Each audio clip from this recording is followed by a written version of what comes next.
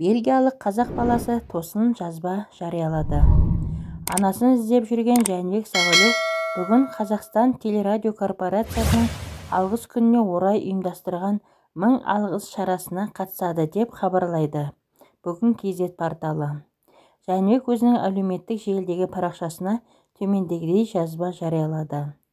Құрметті қазақстандық әкелер, аналар, бауырлар мен әпкелер, мен қазақ отбасымен қайта қауышу үшін 20 сағаттан астам жол жүрдім. Менің сапарым өте жақсы өтті. Бірақ менің чемоданыма кішкентай апат болды. Мен мұны кейінірек Инстаграмда көрсетемін, деді ол.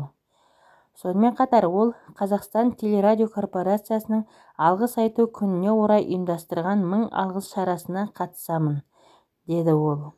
Алғыс күніне атқарылған дайындық бойынша енді менің Инстаграмда және 1 наурызда Қазақстан теледидарында көре аласыздар.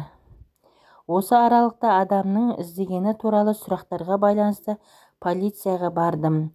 Олар өте үлкен тергеуді бастады. Ол туралы кейінірек айта аламын. Мен қазақ халқына мені осындай жылы қарсы алғаны үшін алғыс айтамын. Мен сіздерді қатты сағындым, деп жазды Жәнібек.